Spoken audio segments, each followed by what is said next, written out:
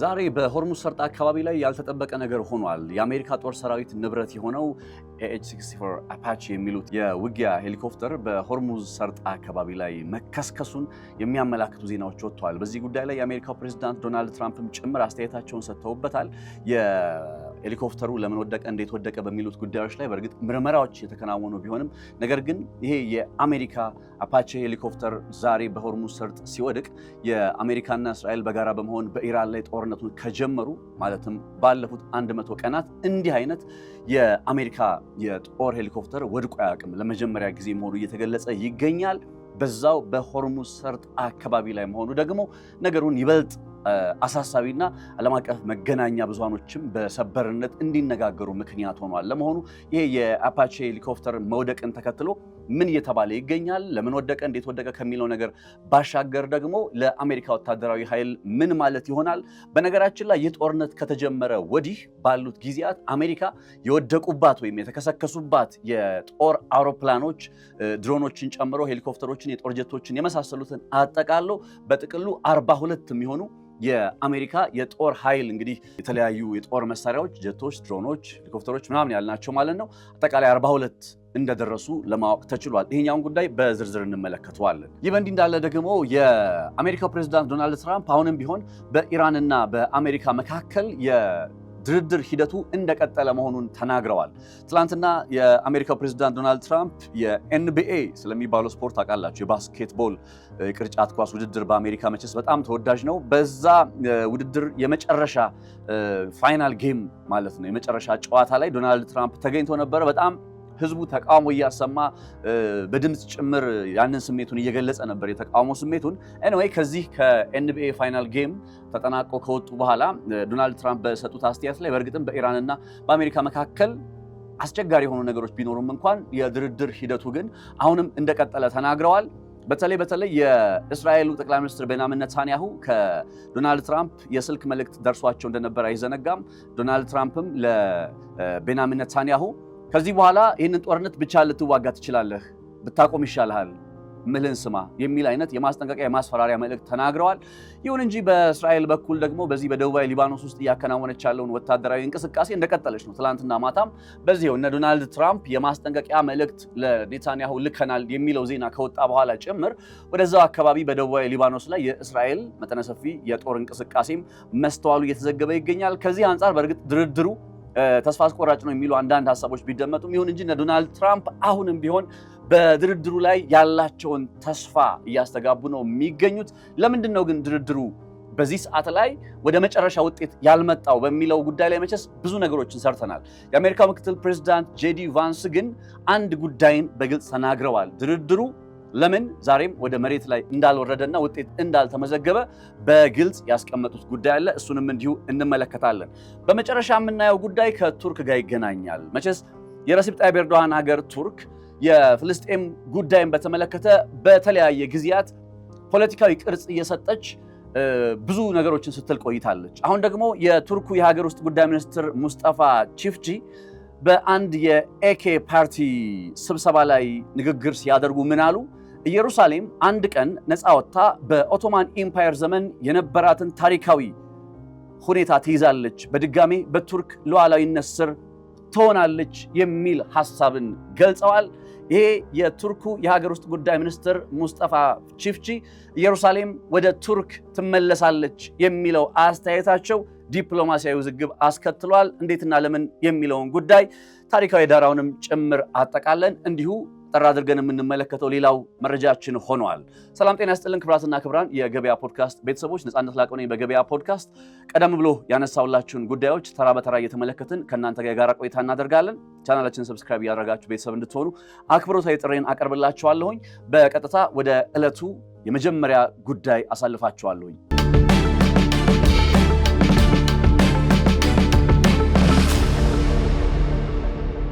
የአሜሪካ ጦር ሰራዊት እንግዲህ የሚጠቀምበት በሆርሙዝ ሰርጥ አካባቢ ላይ ያለውን ደህንነትና እንቅስቃሴ በተለይ ከዚህ ከብሎኬዱ ጋር በተገናኘ ያለውን ነባራዊ ሁኔታ ለመቆጣጠር በዋናነት የሚጠቀሙባቸው የተለያዩ የጦር መሳሪያዎች አሉ። ከነዛ መካከል AH-64 አፓቺ የሚባለው የውጊያ ሄሊኮፕተር አንዱና ዋነኛው እንደሆነ ይገለጻል። እንግዲህ በሆርሙዝ ሰርጥ አካባቢ ላይ ይሄ AH-64 አፓቺ የሚባለው የአሜሪካ ሄሊኮፕተር መከስከሱ ነው እንግዲህ ዓለም አቀፍ መገናኛ ብዙሃን እየዘገቡ የሚገኙት።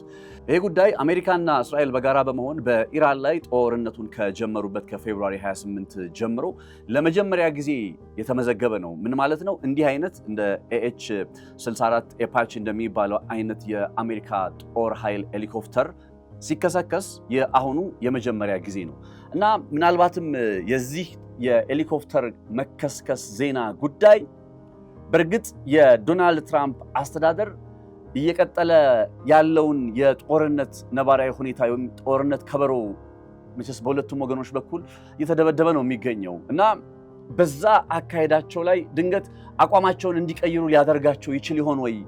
ቢካዝ የደረሰባቸው ያለው ጉዳት ከቀን ወደ ቀን እየጨመረ ስለመጣ ዛሬም ይሄ የጦር ሄሊኮፕተር ተከሰከሰ እየተባለ ነው የሚገኘው። የአሜሪካው ፕሬዝዳንት ዶናልድ ትራምፕ በእርግጥ ለዚህ ጉዳይ እንደው ነገሩን አጠር አድርገው ሁለቱም አብራሪዎች በደህና ተርፈዋል፣ ሰላም ናቸው፣ ህይወታቸው አላለፈም ሲሉ ተናግረዋል።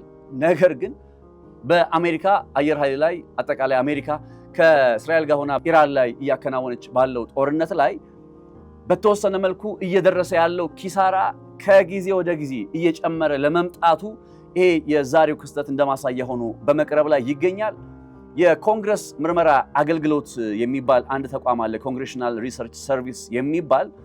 ይሄ ተቋም ይፋ ያደረገው ሪፖርት እንደሚያሳየው ከሆነ ጦርነቱ ከጀመረበት ከፌብሩዋሪ 28 ወዲህ ባሉት ጊዜያት አሁን የአፓቺ ሄሊኮፕተር ተከሰከሰ የሚለው ሳይጨመር በጥቅሉ 42 የሚሆኑ የአሜሪካ የጦር አውሮፕላኖች ወድመዋል ወይም ጉዳት ደርሶባቸዋል በማለት ይፋ ያደረገው ሪፖርት እንደነበረ አይዘነጋም። ተጨማሪ የደህንነት መረጃዎችና ግምገማዎች እንደሚያሳዩት ደግሞ ኢራን አሁንም አብዛኛው የሚሳኤል ክምችቷንና እንዲሁም የሚሳኤል ማስወንጨፊያዎቿን ይዛ ትገኛለች ይባላል።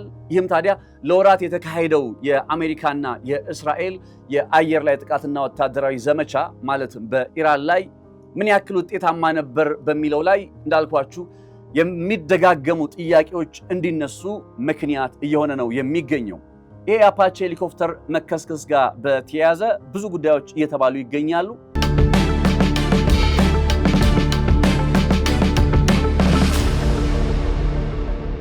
እንግዲህ አፓቺ 64 እየተባለ የሚጠራው የጦር ሄሊኮፕተር ማለት ይሄኛው ነው። በምስሉ ላይ እንደምትከታተሉት ይሄ ጦር ሄሊኮፕተር በጣም ስትራቴጂካዊ የሚያደርጉት በተለይ ወታደራዊ ተልእኮችን ለመፈጸም ስትራቴጂካዊ የሚያደርጉት በጣም በርካታ ነገሮች አሉ።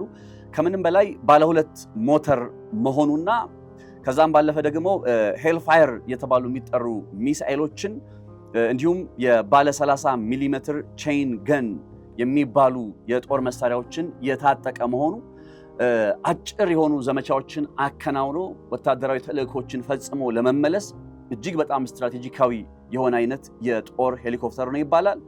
እነዚህ ሄሊኮፕተሮች በባህር መስመሮቹ ላይ ከሚያከናውኗቸው ስራዎች መካከል አንደኛ ድሮኖችን የማደን ስራ ወይም በኢራንም ሆነ በአካባቢው ላይ እንግዲህ የሚኖሩ የሚተኮሱ የሚመጡ ድሮኖችን ለማደን ከፍ ያለ ጠቀሜታ አላቸው። በሁለተኛ ደረጃ ደግሞ የኢራንን ፈጣን የጦር ጀልባዎች እንቅስቃሴ ለመመከትና ለመክታት በሚደረግ ጥረት ላይ እንዲሁ ከበድ ያለ አስተዋጽኦአቸውን ያደርጋሉ። የአሜሪካ የባህር ኃይል ንብረቶችን ለመጠበቅ እንግዲህ በአካባቢው ላይ እንደ ዋነኛ አሴት ተደርገው የሚቆጠሩት እነዚህ የአፓቺ 64 የሚባሉ የጦር ሄሊኮፕተሮች ናቸው። እንደዚህ አይነት ስትራቴጂካዊ ሚናቸውን የሚጫወቱ ሄሊኮፕተሮች ተከሰከሱ ማለት በአንድም ይሁን በሌላ ስለ ጉዳዩ ወይም በዛ ቀጠና ላይ እና አሜሪካ እያከናወኑ ስላለው ጦርነት ብዙ የሚናገሩት ነገር እንዳለ መረዳት ይቻላል። ይሄ የአፓቺ እንግዲህ ሄሊኮፕተር የአሜሪካና የእስራኤል በጋራ በመሆን በኢራን ላይ ወታደራዊ ዘመቻ ከፈጸሙ በኋላ የመጀመሪያው ነው እንዳልኳችሁ። ከዚህ ቀደም በኢራን ውስጥ ሌሎች አይነት ሄሊኮፕተሮች ተከስክሰው ያውቃሉ። ለምሳሌ ብላክ ሃውክ እየተባሉ የሚጠሩት ባለፈው የአሜሪካዊን ፓይለት ከኢራን ውስጥ ይዘው ለመውጣት ጥረት ሲያደርጉ በነበረበት ጊዜ ፍለጋ ሲያከናውኑ በነበረበት ጊዜ በነዛ ሰዓት ላይ ጥቅም ላይ የሚውሉ የነበሩትና ብላክ ሃውክ ከዚህ ቀደም ተመተው ወድቀዋል። ነገር ግን አፓቼ 64 የሚባለው ይሄ የአሜሪካ ጦር ኃይል ሄሊኮፕተር ከዚህ ቀደም እንዲህ አይነት አጋጣሚዎች ወይም ሁኔታዎች ገጥመውት አያውቁም ነበረ ይባላልና አዲስ አደጋ መደገኑ ወይም ማጋጠሙ ስለ አሜሪካ የጦር እንቅስቃሴ በዛ ስፍራ ላይ ያላት የጦር እንቅስቃሴ ደህንነት ጉዳይ በጣም በርካታ ጥያቄዎች እንዲነሱ ነው በማድረግ ላይ የሚገኙት እና ይሄ የሄሊኮፕተሩ መከስከስ ጉዳይ አጠቃላይ በአሜሪካ የአየር ኃይል ላይ እየደረሰ ያለው ጉዳት እጅግ በጣም ከፍ ወዳለ ደረጃ መሸጋገሩን የሚያሳይ ነው እየተባለ ይገኛል። ከዚህ ቀደም የአሜሪካ የጦር መምሪያ እንግዲህ ይዟቸው ወይም ይፋ ያደረጋቸው መረጃዎች እንደሚያሳዩት ከሆነ አጠቃላይ ጦርነቱ ከተጀመረ ወዲህ 42 የሚሆኑ የአሜሪካ የጦር አውሮፕላኖች ወድመዋል ወይም ከባድ ጉዳት ደርሶባቸዋል ይባላል። የውድመት አውሮፕላኖቹን ዝርዝር በተወሰነ ሁኔታ መመልከት ካስፈለገ ለምሳሌ 4 የሚሆኑ F-15E እየተባሉ የሚጠሩ የውጊያ አውሮፕላኖች ተከስክሰዋል። 4 F-15 የሚባሉቱ 4 ተከስክሰዋል። F-35 የሚባለውም እንዲሁ እንግዲህ አሜሪካ በዚህ ሰዓት አለኝ ከምትላቸው የጦር ቴክኖሎጂዎች የጦር ጀቶች መካከል አንዱ ነው። እንዲሁ በተመሳሳይ ስውር ተዋጊ አውሮፕላን መሆኑ የኤፍ35ን ስትራቴጂካዊ ጠቀሜታ ከፍ ያደርጋል። ታዲያ ጦርነቱ ከተጀመረ ወዲህ አንድ ኤፍ35 የጦር ጀት አሜሪካ ተመቶ ወድቆባታል የሚል ሪፖርት ወጥቷል። በተጨማሪ ደግሞ አንድ ኤ10 ተንደርቦልት እየተባለ የሚጠራ የጥቃት አውሮፕላን ወድቋል። አንድ ኤ3 ሴንትሪ የቅኝትና የቁጥጥር አውሮፕላን ወድቋል። በነገራችሁ ላይ ይሄ ኤ3 ሴንትሪ የሚባለው የቁጥጥርና የስለላ አውሮፕላን በሳውዲ አረቢያ ውስጥ በነበረበት ወቅት ላይ አየር ላይ እንኳን አይደለም፣ ሳውዲ አረቢያ ውስጥ አርፎ በተቀመጠበት ቦታ ላይ ነው የኢራን ሚሳኤል መጥቶ ያጋየው። ይህ አውሮፕላን እጅግ በጣም ውድ ነው። ከዛም ባለፈ ደግሞ የስለላ ስራዎችን ለማከናወን ከፍ ያለ ጠቀሜታ አለውና ያንን የጦር አውሮፕላን አሜሪካ ማጣቷ በራሱ እንደው ደረሱ የሚባሉ ጉዳቶችን ከፍታ ምን ያክል እንደሆነ የሚያመላክት ነው። አንድ የውጊያ አድን ሄሊኮፕተር በተመሳሳይ ከወደቁት ውስጥ ነው። 2 MC 130J ልዩ ኦፕሬሽን የሚባሉ አውሮፕላኖችም ወድቀዋል። በተለይ ለምሳሌ እነዚህን የምታዩቸውን ሄሊኮፕተሮች አየር ላይ እየበረሩ ነዳጅ መሙላት ካስፈለገ እነሱ ነዳጅ መሙላት የሚቻልበት ለጦር ጀቶችም ቢሆን ነዳጅ የመሙላት ስራ የሚያከናውኑ ናቸው። 2 MC 130 ጀቶች ወድቀዋል። 7 KC 135 በበረራ ላይ ነዳጅ የሚሞሉ አውሮፕላኖችም እንዲሁ ተከስክሰዋል። 24 MQ-9 ሪፐር ድሮኖች መቼስ በዚህ ጦርነት ላይ እንደ ድሮኖቹ ክፉኛ የተጎዳ የተመታ የለም። 24 የሚሆኑ MQ-9 ሪፐርስ የሚባሉ ድሮኖች ይሄ ጦርነት ከተጀመረ ወዲህ ባለው ጊዜ ወድቀዋል። አጠቃላይ ይሄን ስደማምሩት 42 የሚሆኑ እስከዛሬ ድረስ የአሜሪካ የጦር አውሮፕላኖች ወድቀዋል። አሁን ደግሞ እንግዲህ ይሄ በሆርሙዝ ሰርጥ ላይ የአፓቼ 64 አውሮፕላን የጦር ሄሊኮፕተር መውደቅ ለጉዳዩ ምን ያክል ከበድ ያለ ኪሳራ አሜሪካ ላይ የተመዘገበ ለማሳየት አንድ ማስረጃ ሆኖ ቀርቧል። በዚህ ጉዳይ ላይ ማለትም ደግሞ በሄሊኮፕተሩ መከስከስ ጋር በተገናኘ የአሜሪካው ፕሬዝዳንት ዶናልድ ትራምፕ አስተያየታቸውን ሰጥተዋልና እሳቸው ምን እንዳሉ ላስደምጣችሁ። በሆርሙዝ ሰርጥ ላይ የሄሊኮፕተር መውደቁን የሚያመላክቱ ዜናዎች ወጥተዋል። በዚህ ጉዳይ ላይ አፕዴቶችን ወይም አስተያየቶችን ቢሰጡን የሚል ጥያቄ ነው የቀረበላቸው።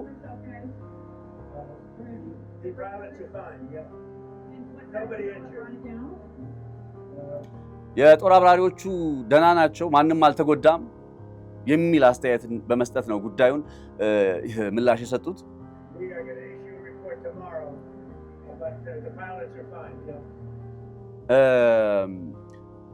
የተፈጠረውን አደጋ በተመለከተ ምንድነው እንዴት ነው በሚሉት ነጥቦች ላይ ያለው ነባራዊ ሁኔታን በተመለከተ ዝርዝር ሪፖርቶች እየተጠናከሩ ይገኛሉ። ለምንና እንዴት አደጋው እንደተፈጠረ እስካሁን ድረስ ያው ይሄን ዘገባ እኔም እስከሰራሁበት ሰዓት ድረስ ብላችሁ ያዙልኝ። የተባሉ ነገሮች የሉም። ስለዚህ ሪፖርቱን ነገ እናወጣለን። ለአሁኑ ማለት የምችለው የጦር አብራሪዎቹ ወይም የሄሊኮፕተሩ አብራሪዎች ደህንነታቸው በተጠበቀ ሁኔታ ላይ እንዳሉና ሰርቫይቭ ማድረጋቸው መትረፋቸውን ነው የሚል አይነት አስተያየት ነው የሰጡት።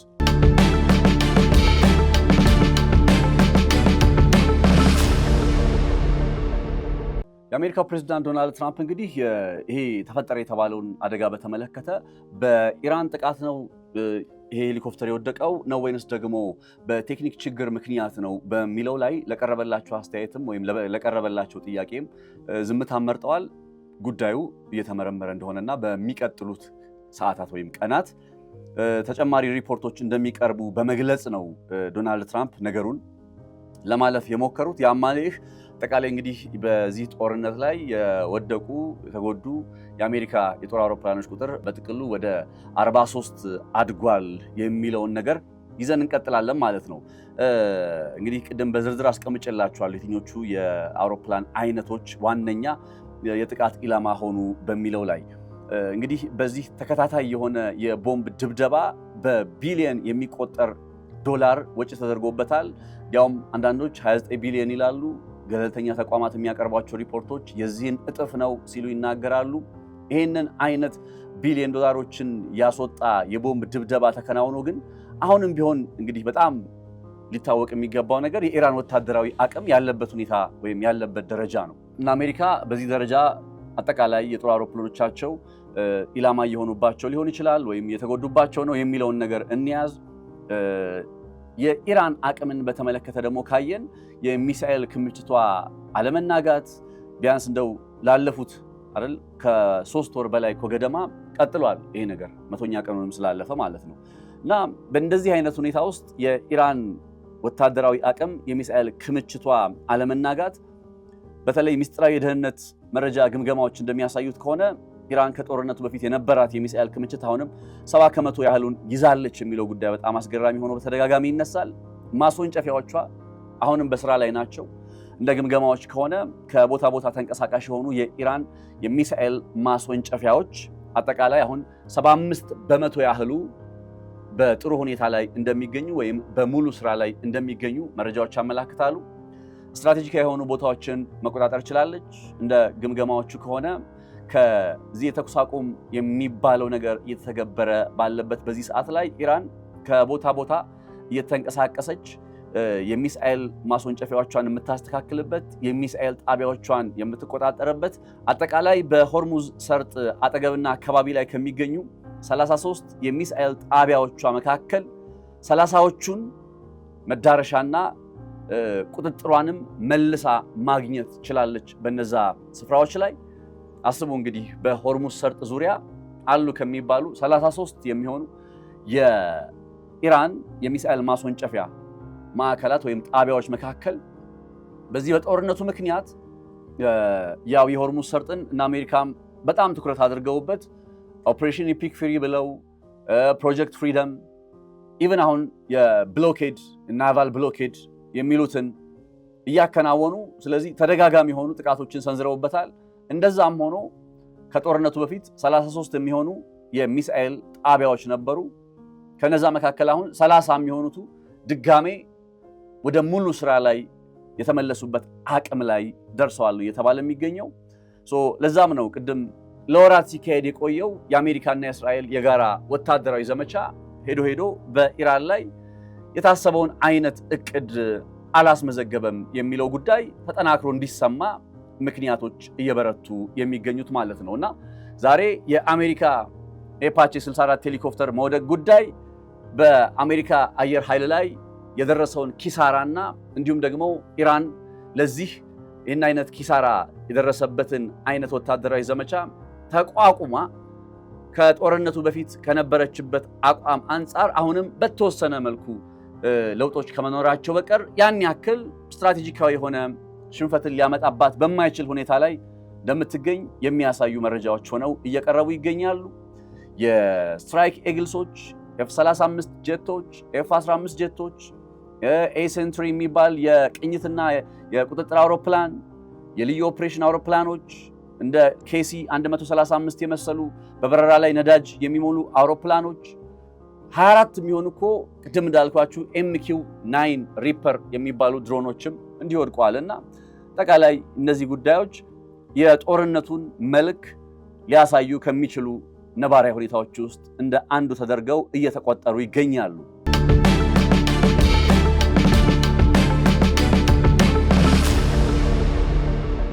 በተኩስ አቁም ሁኔታው ላይ ያሉት ነባራዊ ሁኔታዎች በተወሰነ ብናያቸው ብዬ አስቤያለሁ። የፎክስ ኒውስ የውጭ ጉዳዮች ዋና ዘጋቢ የሚባለው ትሬይ ዩንክስ ዛሬ አንድ አስገራሚ ጉዳይ ይዞ መጥቷል። ቀጣዩን ነገር ለመጋፈጥ ቀጠናው እየተጠባበቀ ባለበት ሰዓት ላይ ከኢራን ጋር የተደረገው የተኩስ አቁም ስምምነት አሁንም እንደቀጠለ ይገኛል በማለት ዶናልድ ትራምፕ መናገራቸውን ነው ይሄ የፎክስ ኒውስ ጋዜጠኛ የዘገበው። ያው ቀድሜ መግቢያ ላይ እንደነገርኳችሁ ፕሬዝዳንት ዶናልድ ትራምፕ ትላንትና ድግስ ነበረባቸው። NBA ወይም የባስኬትቦል የቅርጫት ኳስ ጨዋታ የመጨረሻ ውድድርን ወይም የመጨረሻ ጨዋታን ለመከታተል የፍጻሜ ውድድርን ለመከታተል ተገኝተው ነበረ። በዛ በነበራቸው ቆይታ ላይ ከበድ ያለ ተቃውሞ ገጥሟቸዋል። እርግጥ ነው እነ ፎክስ ኒውስ ተቃውሞ ገጠማቸው የሚለውን ነገር ዘለው ታልፈዋል። ሌላ የዜና ምንጮች ግን እነ CNN ጭምር ተቃውሞ ገጥሟቸዋል፣ ሰው ድምጽ እያሰማ እየጮኸ ተቃውሞውን ገልጾባቸዋል የሚል ዜናዎችን ይዘው ወጥተዋል።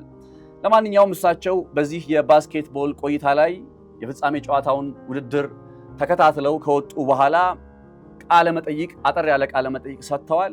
በዛ ቃለ መጠይቃቸው ላይ ካነሱት ነገር መካከል ይሄ የተኩስ አቁምን ጉዳይ በተመለከተ ለእስራኤሉ ጠቅላይ ሚኒስትር ቤንያሚን ኔታንያሁ አንድ ማሳሰቢያ መስጠታቸውን ጭምር ለማወቅ ተችሏል። ያ ማሳሰቢያ ምንድነው? ኔታንያሁ ይህንን ጦርነት ማቆም አለበት፣ የማያቆሙ ከሆነ ግን እስራኤል ምናልባትም ብቻዋን ኢራንን የመዋጋት አይነት ሁኔታ ውስጥ ትገባለች የሚል ማስጠንቀቂያ መስጠታቸውን ነው የተገለጸ የሚገኘው። ይህንን አይነት የማስጠንቀቂያ መልእክት ከዶናልድ ትራምፕ ሲመጣ ያሁን የመጀመሪያ አይደለም። ትላንትናም ያው ሰርቼላችሁ በነበረ ጥንቅር ላይ ባሳለፍነው እሁድ ኔታንያሁ ምንም አይነት አማራጭ የለውም፣ አሜሪካ ከኢራን ጋር ከምትስማማበት የኒውክሌር ስምምነትን የመቃወም ወይም ያለመቀበል ስልጣን የለውም የሚል አይነት አስተያየት ሰጥተው እንደነበር አይዘነጋም።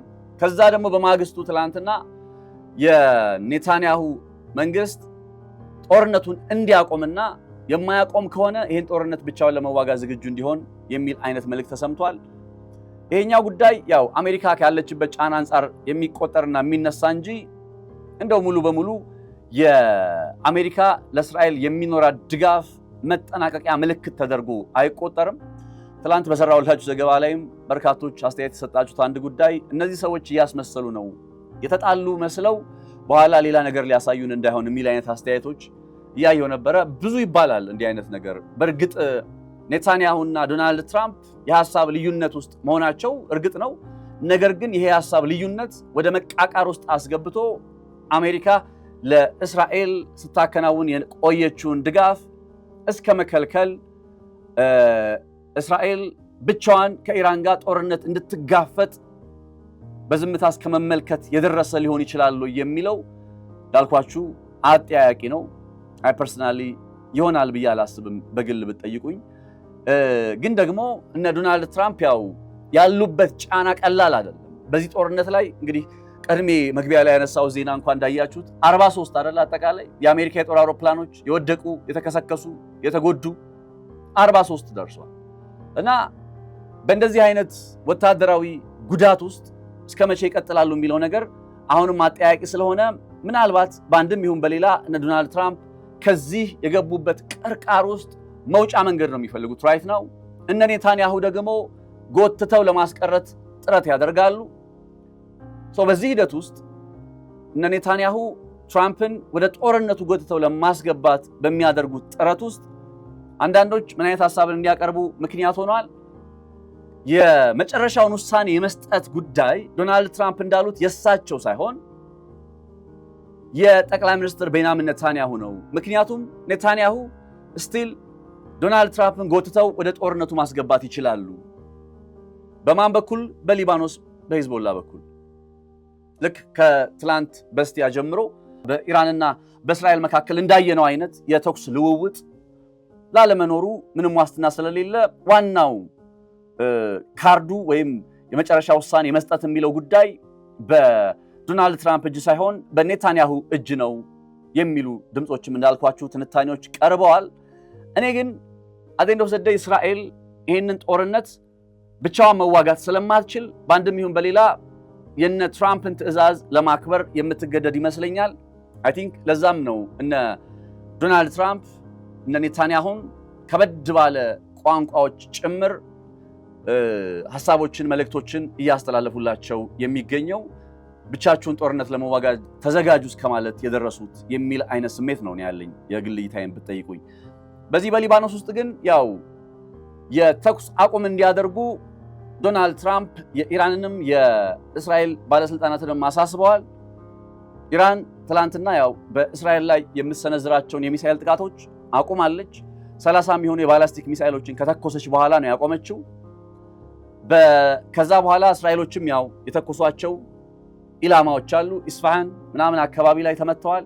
ኢራን በሁለት የእስራኤል የአየር ኃይል የጦር ቤዞችን አነጣጠር የጥቃት ሰንዝር ያለው ትላለች። ኤኒዌይ ይሄ የተኩስ ልውውጥ መከናወኑ በመጨረሻም ያው አሜሪካም ጣልቃ ገብታበት ልንል በምንችል ሁኔታ እነ ኢራንም ነገሩን ረገብ አደረጉት፣ እነ እስራኤልም በተመሳሳይ። ከዛ ጠቅላይ ሚኒስትር ቤንያሚን ኔታንያሁ ወጥተው ምን ብለው ተናገሩ? አሁን እኛ በኢራን ላይ ጥቃት ከፈጸምን በኋላ ወይም ኢራንን ከመታን በኋላ አቁመናል። ኢራን ምናልባት ያጸፋ ምላሽ ብትሰጥ በቀጣይ እስራኤል ከባድ የሆነ ወታደራዊ ዘመቻ በኢራን ላይ ትፈጽማለች ሲሉ ተናግረዋል።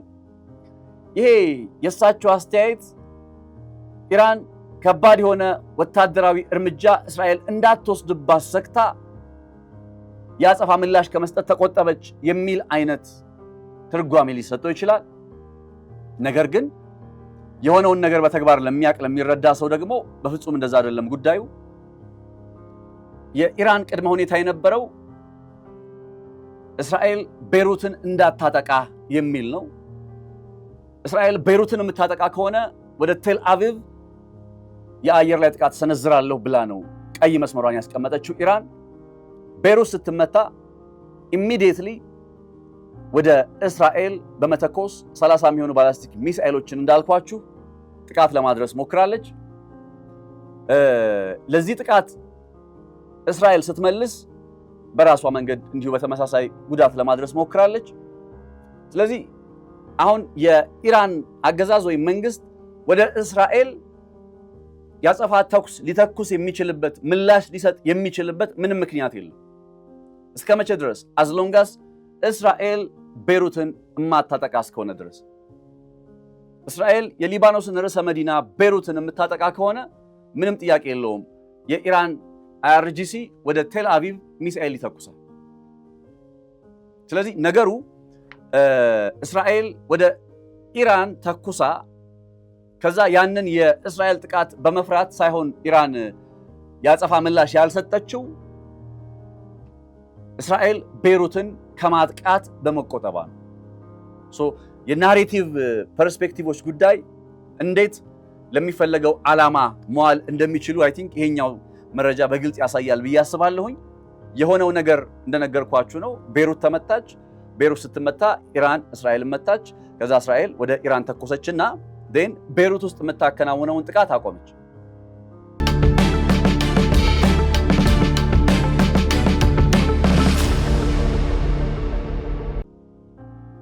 ዶናልድ ትራምፕ ምንድነው ያሉት? በቃ ተመታታችሁ እኮ ተጎዳዳችሁ፣ በቃ ተሰናዘራችሁ አይደል? እሱ ነበር የምትፈልጉት አይደል? በቃችሁ።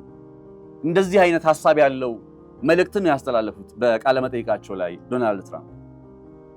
እንግዲህ የተኩስ አቁም ስምምነት አደጋ ውስጥ ገብቷል የሚለው ነገር እንዳለ ሆኖ እስራኤል ግን በሊባኖስ ውስጥ ምንም እንኳን ቤሩትን ያነጣጠረ ጥቃት ባትፈጽምም እስራኤል በሊባኖስ የሚገኝና በኢራን ይደገፋል የሚባለው የሂዝቦላህ ኢላማዎች ላይ ሌሊቱን ሙሉ ወታደራዊ ዘመቻዎችን እንደ አዲስ ስታከናውን መቆየቷን ከዛው ከፎክስ ኒውስ የቴል አቪቭ ዘጋቢዎች የሚወጡ መረጃዎች ያሳያሉ።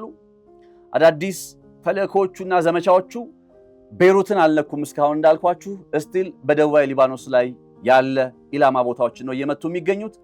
ኔታንያሁም ለሂዝቦላህ ይፋዊ ማስጠንቀቂያ ሰጥተዋል ይባላል።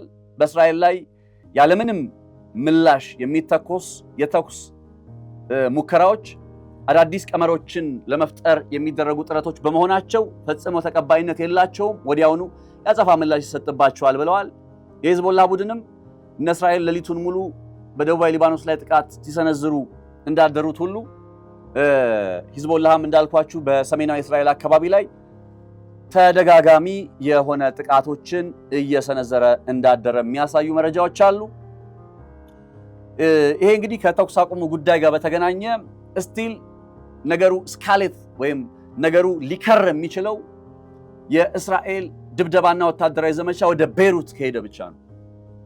ኢራን ቤይሩትን ነው እንደ ቀይ መስመር ያደረገችውና ከዛ ውጭ ያለው ነገር ቀድሞም የነበረ በሐማስ ጦርነት ጊዜ ተጀምሮ ከዛ በ2024 የተኩስ አቁም ስምምነት ተፈርሞበት የተቋጨ ቢመስልም ከ2024 እንደ አውሮፓውያን አቆጣጠር ወዲህ ባሉት ዓመታት እስራኤል በዘፈቀደ በደቡባዊ ሊባኖስ ላይ ወታደራዊ ዘመቻ ስታከናውን ቆይታለች። ከሰሞኑ ኤክስቴንሲቭ የሆነ ጠንካራ የሆነ ከበድ ያለ አይነት ወታደራዊ ዘመቻ ጀምሬያለሁ እያለች የምትገኘው ያ ወታደራዊ ዘመቻ ግን አሁንም ቤይሩትን ኢላማ የሚያደርግ ከሆነ የኢራን ያጸፋ ምላሽ የሚጠበቅ ይሆናል። ወደ ሆርሙዝ ሰርጥ ጉዳይ ስንመለስ የአሜሪካ ባህር ኃይል በሆርሙዝ ሰርጥ አካባቢ የነዳጅ ጫኝ መርከቦችን እንቅስቃሴ ብሎኬድ እንዳደረገ ይታወቃል። ይሄ ብሎኬድ በዋናነት የኢራን ወደቦችን ለመገደብ ለመከልከል እንቅስቃሴያቸውን ለማስቆም የተደረገ ቢሆንም ነገር ግን እንደ ፎክስ ኒውስ የመሰሉ የዜና ምንጮች ከቀናት በፊት ይዘዋቸው በወጡ ዘገባዎች ላይ የአሜሪካን ብሎኬድ ወይም የባህር ላይ ከበባ ኢራን በመቋቋም ከ90 ሚሊዮን በርሜል በላይ ድፍድፍ ነዳጅን ወደ ቻይና በመላክ በጥቅሉ $9 ሚሊዮን ግምታዊ ዋጋ ትርፍ ያለው ሀብትን ማግኘቷን የሚያሳዩ መረጃዎችን ዘግበዋል። እንግዲህ በዚህ አካባቢ ላይ የአሜሪካን የባህር ላይ ከበባ ለማከናወን በነገራችሁ ላይ በጣም ከባድ የሆነ ወታደራዊ እንቅስቃሴ ነው ያለው። የአሜሪካ ማዕከላዊ እዝ ወይም ሴንትኮም እንዳረጋገጠው ከሆነ ከዩኤስ አብርሃም ሊንከን እነዚህ የአሜሪካ የባህር ኃይል እንቅስቃሴዎች ዛሬ የአንድ የኦማን ባህረ ሰላጤን ጥሳ ለማለፍ የሞከረች ምንም ጭነት የሌላት ነዳጅ ጫኝ መርከብ መተው መጣላቸውን ወይም መተው እንቅስቃሴዋን መግታታቸውን እየገለጹ ይገኛሉ። እንግዲህ ከዩኤስ አብርሃም ሊንከን የተነሳች FA-18 ሱፐር ሆርኔት ያሏት የጦር አውሮፕላን ነች። ይሄንን ወታደራዊ ዘመቻ ፈጽማለች የተባለ የሚገኘው አጠቃላይ የባህር ላይ እገዳው ከተጀመረበት ጊዜ አንስቶ 134 የሚሆኑ መርከቦች በተሳካ ሁኔታ አቅጣጫቸውን እንዲቀይሩ አድርገናል እያለ ይገኛል ሴንትኮም። ጥያቄው ግን ሴንትኮም 134 የሚሆኑ የመርከቦችን እንቅስቃሴ ማስቀየር መቻሉ ቢገለጽም ቀደም ብዬ እንዳልኳችሁ ግን 90 ሚሊዮን በርሜል ድፍድፍ ነዳጅ ግምታዊ ዋጋው $9 ቢሊዮን የሆነ የሆርሙዝ ሰርጥን አልፎ ወደ ቻይና ደርሷል። አሜሪካ እያለች ያለው የሴንትኮምም እየገለጸ የሚገኘው የባህር ላይ እገዳና ክልከላ በምን ያክል ደረጃ ስኬታማ ሆኗል ሲባል 134 መርከቦችን በተሳካ ሁኔታ አቅጣጫቸውን እንዲቀይሩ በማድረግ ነው ወይንስ ኢራን በዚህ ጦርነት መካከል ውስጥ ሆና 90 ሚሊዮን በርሜል ድፍድፍ ነዳጅ በመሸጥ $9 ቢሊዮን እንድታገኝ በማድረግ? አነጻጽሩት። ውጤታማነቱን ከመዘንን ወይም ከፈተሽን አይ ቲንክ ከዚህ አንጻር ይመስለኛል ነገሩ መታየትና መዳሰስ ያለበት። ስለዚህ የአሜሪካ ወታደራዊ እንቅስቃሴ በስፍራው ላይ ቢኖርም ያንን የአሜሪካ ወታደራዊ እንቅስቃሴ በመቋቋም የኢራን እንዲያውም ምንድን ነበር የተባሉት የጥላ መርከቦች ወይም ሻዶ ፍሊት እያልን የገለጽናቸው ባለፈው የጥላ መርከቦቹ አጠቃላይ ቁጥራቸው ከ1500 በላይ ነው ተባለ። ከ1500 በላይ የሚሆኑ የጥላ መርከቦች እንግዲህ በእነዚህ 90 ቀናት ውስጥ 100 ቀናት ውስጥ 90 ሚሊዮን በየቀኑ 1 ሚሊዮን በርሜል ድፍድፍ ነዳጅ ከሆርሙዝ ሰርጥ እየወጣ ነው የኢራን። እርግጥ ነው ከጦርነቱ በፊት ቻይና ከኢራን የምትገዛው የድፍድፍ ነዳጅ መጠን በየቀኑ 1.4 ሚሊዮን በርሜል ወይም 1.5 ሚሊዮን በርሜል ድፍድፍ ነዳጅ ነው የሚገመተው። ከዛ ቁጥር አንጻር ካያችሁት በ25 ከመቶ ምናምን ቀንሷል አይደለ? ይሁን እንጂ ስቲል ኢራን የንግድ እንቅስቃሴዋ እና አሜሪካ በሚሉት ልክ ውጤት እንዳላመጣ ሊያሳይና ሊያረጋግጥ በሚችል መልኩ በየቀኑ 1 ሚሊዮን በርሜል ድፍድፍ ነዳጅ ስቲል እየወጣ ወደነ ቻይና እየሄደ ነው። ስለ የትኛው የእነ አሜሪካ የባህር ላይ እገዳና ክልከላ ውጤታማነት ነው የምናወራው? 134 የሚሆኑ መርከቦችን አቅጣጫ አስቀየረ የሚለው ጉዳይ ያው እንግዲህ ሴንትኮም ብሏል። 134 የሚሆኑ መርከቦችን አቅጣጫ አስቀየር ያለው ብሏል። የአቅጣጫ የማስቀየሩ ጉዳይ ግን በተጨባጭ የኢራንን እነዚህ የሻዶ ፍሊት ወይም የጥላ መርከቦች አልናቸውን በማስቆም ካልተሳካለት ወይም እነዛ የጥላ መርከቦቹ ከነ አሜሪካ የባህር ላይ ከበባና እገዳ ማምለጥ ከቻሉ ደን ስለ የትኛው ውጤታማነት ነው የምናወራው የሚለው ጥያቄን ለዛን ያነሳውላችሁ። ኤኒዌይ ሆርሙዝ ሰርጥ ላይ ቀደም በመግቢያ ላይ እንዳልኳችሁ ያው ዛሬ አንድ የአሜሪካ ኤፓቼ 64 የምትባል ሄሊኮፕተር ወድቃለች። እንግዲህ እነዚህ ሄሊኮፕተሮች በሆርሙዝ ሰርጥ በኩል የስለላ ስራዎችን የቁጥጥር ስራዎችን በማከናወን ላይ ነበሩ።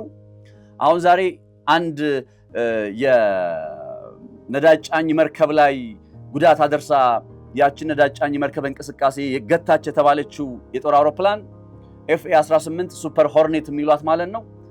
ልክ እንደ ኤፓቼው አይነት ወታደራዊ ዘመቻ ላይ ትሁን አትሁን የሚታወቅ ነገር ባይኖርም ብዙ ጊዜ ግን እና አሜሪካ የቴክኒክ ችግር አጋጠመ የሚል ነገርን ያቀርባሉ።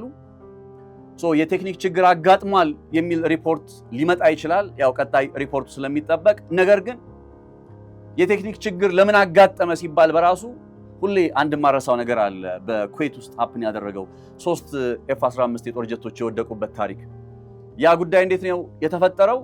በኤፍ-15 የጦር ጀቶቹ በኩዌት ሰማይ ላይ እየበረሩ ነበርና በዛ ሰዓት ላይ በጣም ከፍተኛ ቁጥር ያላቸው ድሮኖችና ባላስቲክ ሚሳኤሎች የኩዌት የአሜሪካ የጦር ሰፈሮችን አነጣጥረው የተምዘገዘጉ ነበረ። እነዚህ የኤፍ-15 አሜሪካ ሰራሽ የጦር ጀቶቹ ደግሞ ድሮኖችና ባላስቲክ ሚሳኤሎችን ለማክሸፍ አየር ላይ ኦልሬዲ ጦርነት ላይ ነበሩ። ከዛ የኩዌት የጸረ አየር ላይ ጥቃት መከላከያ ቴክኖሎጂ እነዛን ኤፍ-15 የጦር ጀቶች እንደምን ቆጠራቸው? እንደ ስጋት ቆጠራቸውና እነሱ ላይ ተኮሰ። ፍሬንድሊ ፋየር የሚሉት ማለት ነው።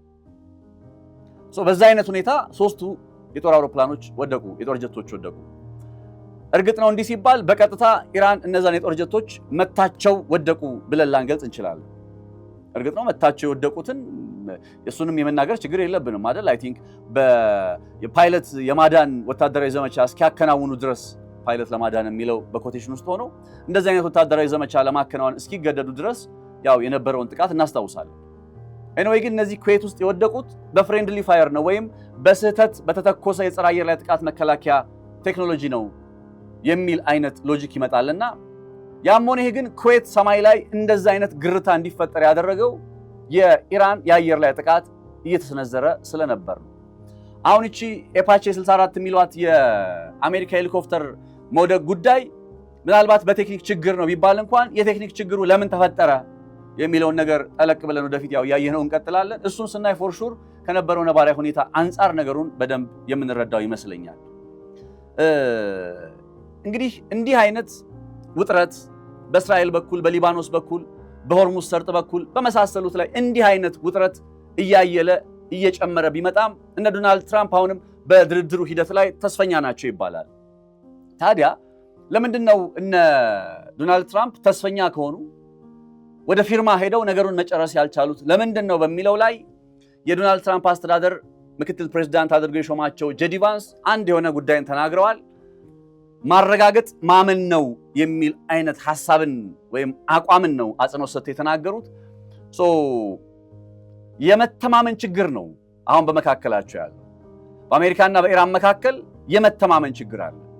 እነ ኢራን እሺ አሜሪካ የምትፈልገውን ነገር ሁሉ ካደረግን በኋላ ከዛ በኋላ እንደ ሊቢያ ሙአመር ጋዳፊ ከድታ ዋጋ ብታስከፍለንስ አገራችን ብትፈርስስ የሚል አይነት ስጋት አላቸው። ስለዚህ የሆነ የደህንነት ዋስትና እንዲሰጣቸው ይፈልጋሉ የመሳሰሉት ነገሮች እና አሜሪካ ደግሞ አሁን ኢራን ያው በመጀመሪያው የድርድር ምዕራፍ ላይ ስለ ኒውክሌር ጉዳይ አላወራም፣ ከዛ የ24 ቢሊዮን ዶላሩ ጉዳይ ይምጣና መጀመሪያ 12 ቢሊዮን ዶላር ይለቀቅልኛል ስፈርም ከዛ ከ60 ቀን በኋላ ደግሞ ቀሪው $12 ቢሊዮን ይከፈለኛል ወይም ይለቀቅልኛል። ባይዘው የራሷ ገንዘብ ነው እንዳትረሱ።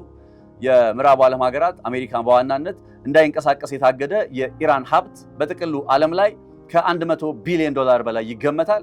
ከዛ ውስጥ ነው እንግዲህ ወደ $24 ቢሊዮን የሚሆነው አሁን ከስምምነት ሂደቱ ጋር በተያያዘ እንዲፈረምና እንዲለቀቅላት ጥያቄ የምታቀርበው እና ኢራን $12 ቢሊዮን መጀመሪያ ይለቀቅልኝ ትላለች። ቀጣይ ያለው $12 ቢሊዮን ደግሞ ከ60 ቀን በኋላ ይለቀቅ ትላለች።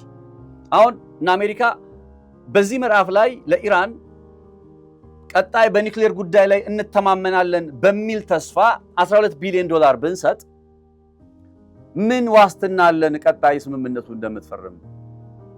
የመተማመን ችግር ማለት ይሄ ነው። በአሜሪካ በኩል ኢራንን ማመን ያልቻሉት ቅድሚያ $12 ቢሊዮን እንዲከፍሉ ተጠይቀዋል። እስቲ ያንን ነገር ለማድረግ ይከብዳቸዋል ብዬ አላስብም።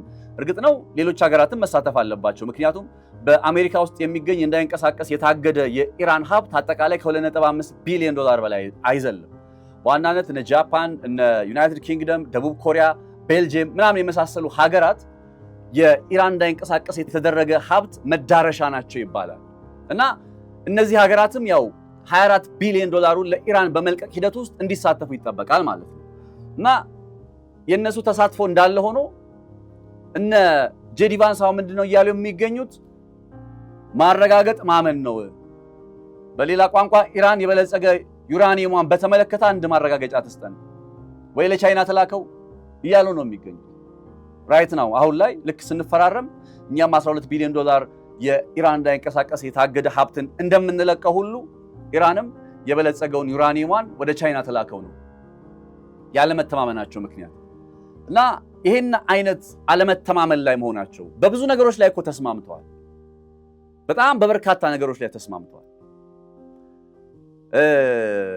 ነገር ግን እንግዲህ ልብ አድርጉ የተስማሙባቸው ነጥቦች ሳይሆን አሁን እያለያዩአቸው ያሉት በመካከላቸው መተማመን መጥፋቱ ነው የሚለው ነገር አበይት የድርድር ሂደቱ ጋር በተገናኘ ያለ ሊታወቅ የሚገባ ጉዳይ ነው የሚለውን እንደ ሁለተኛ መረጃ አድርገን ያዘውና የሶስተኛው መረጃና መጨረሻ ማደርገው ከቱርክ ጋር ይገናኛል። የቱርክ የሀገር ውስጥ ጉዳይ ሚኒስትር ሙስጠፋ ቺፍቺ ኢየሩሳሌም ወደ ቱርክ ሉዓላዊ ግዛት ውስጥ ልትመለስ ትችላለች የሚል አስተያየትን ሰጥተው በዲፕሎማሲያዊው መስክ ከፍተኛ ውዝግብ ተከስቷል። ይህን የተመለከተው መረጃ ካፍታ በኋላ ይዤላችሁ ነበር።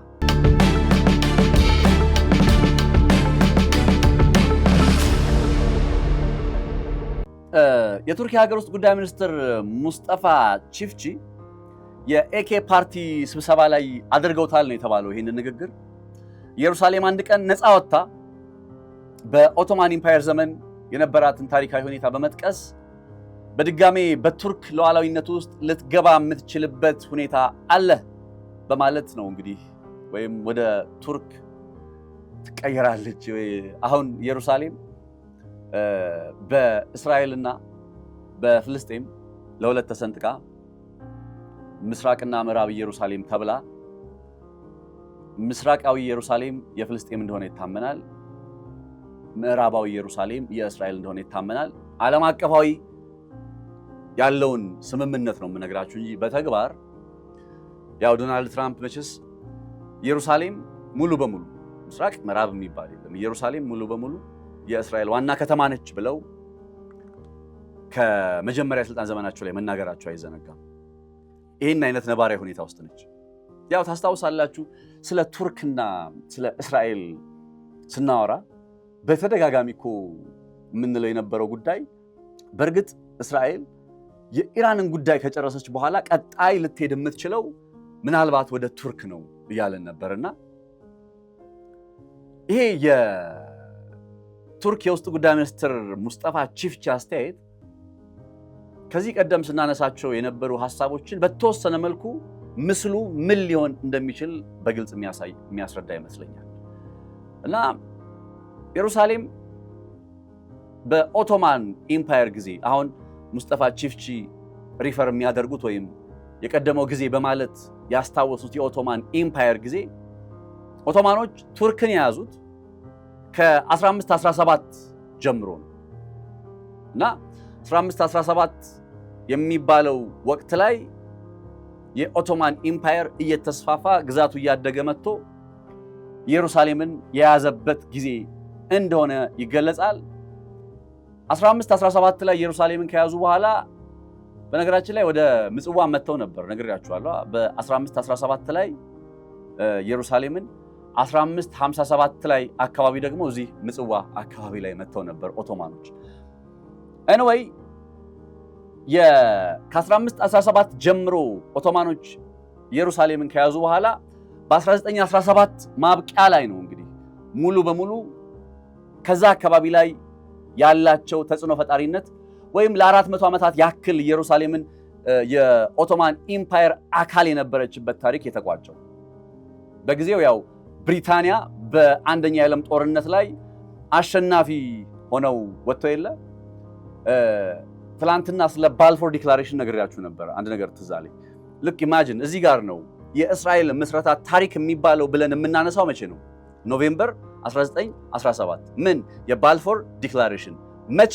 የኦቶማን ኢምፓየር ላለፉት 400 ዓመታት ይዟት የነበረችዋን ኢየሩሳሌምን ሙሉ በሙሉ ከሱ ቁጥጥር ውጭ ስትሆን ወደ የት ሄደች? ወደ ብሪቴን እጅ ገባች። ብሪቴኖች ለሮስቻይልድ ቤተሰቦች ይድረስ ለሮስቻይልድ ቤተሰብ በማለት በጻፉት ደብዳቤ እዛ ቦታ ላይ የአይሁዶች ሀገር እንዲመሰረት የሚያደርገውን የመሰረት ድንጋይ ያስቀመጡ። የትላንቱ ትንታኔ እሱ ነበር።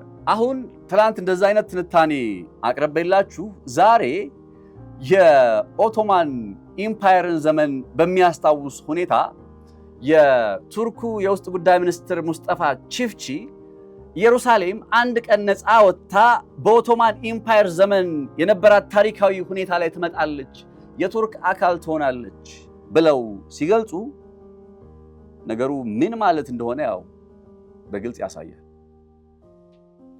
እስራኤል 1948 ላይ ከተመሰረተች በኋላ ኢየሩሳሌም በምዕራብ በኩል በእስራኤል በምስራቅ በኩል ደግሞ በዮርዳኖስ ቁጥጥር ስር ተከፍላ ቆይታ እንደነበረ አይዘነጋም። በአውሮፓውያን አቆጣጠር በ1967 በስድስቱ ቀናት ጦርነት እስራኤል ምስራቅ ኢየሩሳሌምን የተቆጣጠረች ሲሆን በኋላም አስተዳደሯ በጠቅላላው ከተማ ላይ ተስፋፍቷል። ያው ግን እንዳልኳቸው የተባበሩት መንግስታት ድርጅት ውሳኔዎች አሁንም ምስራቃዊ ኢየሩሳሌምን እንደ ኦኪፓይድ ቴሪቶሪ ወይም እንደ ተያዘች ግዛት አድርገው ነው የሚመለከቷት። ለዛም ነው ብዙ ጊዜ የእነ አልጀዚራን ወይም ሌሎች ዓለም አቀፍ መገናኛ ብዙሃን እነ ቢቢሲን ምናምን ሳይሆን ሌሎቹ የምስራቁን ዓለም ብለን እንግለጻቸው ሲገልጹ ወይም ኢንዲፔንደንት የሚዲያ ተቋማት እንደኔ ለምሳሌ የኢንዲፔንደንት ሚዲያ ተቋም ላይ እንደዚህ ስንሰራ ያንን አካባቢ ስንገልጽ ወይም የምስራቃዊ ኢየሩሳሌምን ስንገልጽ ኦኪፓይድ ቴሪቶሪ የሚለው ወይም በኃይል በጉልበት የተያዘ አካባቢ ብሎ መግለጽ የሚመጣው ከምን አንጻር ነው?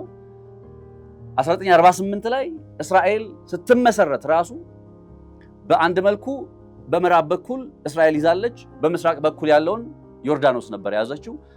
ዮርዳኖስ ስትይዘው ግን ታሳቢነቱ ፍልስጤምን ነው እንጂ ዮርዳኖስ አካል በሚል አልነበረም።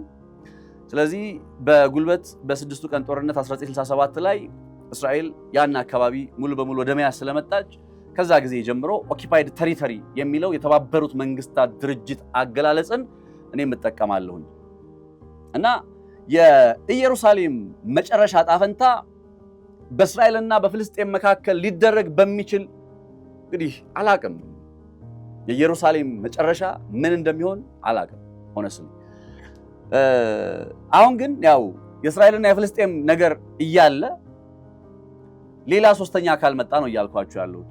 ማን የሚባል ቱርክ ምን የሚል በኦቶማን ኢምፓየር ዘመን ጊዜ ቱርክ ኢየሩሳሌምን ይዛ እንደነበረ በማስታወስ አንድ ቀን ኢየሩሳሌም ነፃ ወጥታ ወደ ቱርክ አካል ውስጥ ትገባለች የሚል እንዴት ነው ነገሩ? አያስብልም?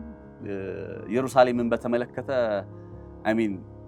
በእርግጥ ይኸውላችሁ አሁን ላጋነው ፈልጌ አይደለም። የቱርክ መግለጫ በተወሰነ መልኩ ይሄ ቱርኮች ይውላችሁ ብዙ ጊዜ የኢየሩሳሌምን የፍልስጤሞችን ምናምን ጉዳይ እንደንትን ነው የሚጠቀሙት። በውስጥ የፖለቲካ ሁኔታቸው ላይ ህዝባዊ አንድነትን ምናምን ለመፍጠር ያራግቡበታል። ሐማስን አሸባሪ አይደለም ብለው ረሲብ ጣይብ ኤርዶሃን ሲናገሩ እናውቃለን። ግን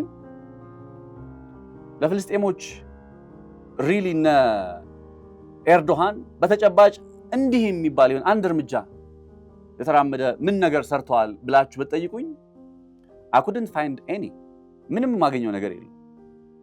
እና የቱርኩ የውስጥ ጉዳይ ሚኒስትር መግለጫ ወታደራዊ ስጋት አይደለም ማለት እንደ ቃላት ጦርነት አድርጋችሁ ውሰዱት እንጂ ወታደራዊ ስጋት ተብሎ የሚቆጠርና በእስራኤል ላይ የሚሰነዘር እውነተኛ የወረራ ወይም የወታደራዊ ዝግጅት አካል ተደርጎ የሚብራራ የሚተነተን አይደለም። ሲምቦሊካሊ ግን ነገሩ ስለሚያስቅ ነው። ይችን ኢየሩሳሌም የምትባል ከተማን በተመለከተ በኢራን ውስጥ እኮ አለ ባይዘው ኢራን አንደኛው አደባባይዋ አላስቃ አደባባይ ወይም ፓለስቲን አደባባይ እንዲህ የሚባል አለና it's all about የአላስቅ መስጂድና የፍልስጤም ሙስሊሞች ጉዳይ ሲምቦሊካሊ ነው ነገሩን ብዙ ጊዜ የሚገለጸው የምላችሁ ለዚህ ነው። አሁን እነ ኢራንም እስራኤልን በተመለከተ ፍልስጤምን በተመለከተ የሚያነሷቸው ጉዳዮች አሁን እነ ቱርክ ወይም የቱርክ የውስጥ ጉዳይ ሚኒስትር ካነሳው ሐሳብ ተለይቶ በቃ የጦርነት አዋጅ ነው፣ የጦርነት መግለጫ ነው፣ የወታደራዊ ወረራ ዝግጅት ነው ምናምን ወደሚል አይነት ድምዳሜ ውስጥ አያስገባም። ስለዚህ ያው አስገራሚነቱ እንዳለ ሆኖ ሊቀርብ ይገባል ብዬ ስላሰብኩ ነው። ከኦቶማን ጋር ያለውን ነባራዊ ሁኔታ በምሳሌያዊነት ማቅረባቸው ያው ረሲብ ጣይብ ኤርዶሃን የቱርክ የውጭ ፖሊሲ በኦቶማን ታሪክና ማንነት ላይ የተሰፋ እንዲሆን በጣም ከፍተኛ ፍላጎት አላችሁ። ያ ማለት እነ ኢየሩሳሌም ብቻ አይደለም እንዳልኳችሁ በኦቶማን ኢምፓየር ጊዜ እዚህ አሰብ ድረስ መጥተው ነበር። አሁን ኤርትራ ባለችበት አካባቢ አሰብ ድረስ የኦቶማን ኢምፓየር እንቅስቃሴ ተስፋፍቶ እንደነበር አይዘነጋም። እና ስለዛኛው ኢምፔሪያል አስፓይሬሽን ወይም የግዛትን ያለ ገደብ የማስፋት ፍላጎት ውስጥ ከሆኑ ይሄም ቀጠና አይቀርለትም ማለት ነው።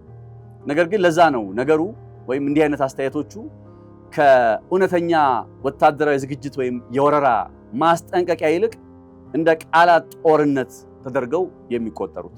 ያም ማለት ይህ በቱርክ በኩል አስደናቂው ነገር ወይም ዛሬ ካየኋቸው የገረመኝ ነገር የቱርክ የውጭ ጉዳይ ሚኒስትር በመጪዎቹ ጊዜ ምናልባት መቼ እንደሆነ ባያውቁትም ወይም ባይገልጹትም አንድ ቀን ኢየሩሳሌም ነፃ ወጥታ በኦቶማን ኢምፓየር ወደ ነበረችበት ተጽዕኖ ውስጥ 400 ዓመታት ይዟት ነበር የሚለውን ነገር ብቻ ያዙልኝ። ኦቶማኖች ወደዛ አይነት ነባሪ ሁኔታ ትመለሳለች እያሉ ይገኛሉ። እስኪ እናንተ ምን እንደምትሉ ሀሳብ አስተያየቶቻችሁ ልስማ በእነዚህ ጉዳዮች ላይ። ነፃነት ላቀው ነበርኩኝ በገበያ ፖድካስት። አብራችሁ ስለነበራችሁ ልባዊ ምስጋና ያላችሁበት ይድረስ።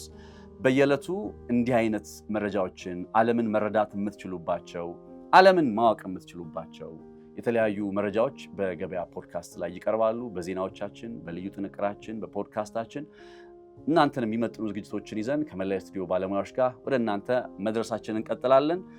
ለዛሬ ያዘጋጀንላችሁ ይህን ይመስል ነበረ። አብራችሁ ስለነበራችሁ እናመሰግናለን። ከመላይ ዝግጅት ክፍላችን ጋር በጋራ በመሆን በዚህ እንሰናበታለን። መልካም ቆይታ ይሆንላችሁ።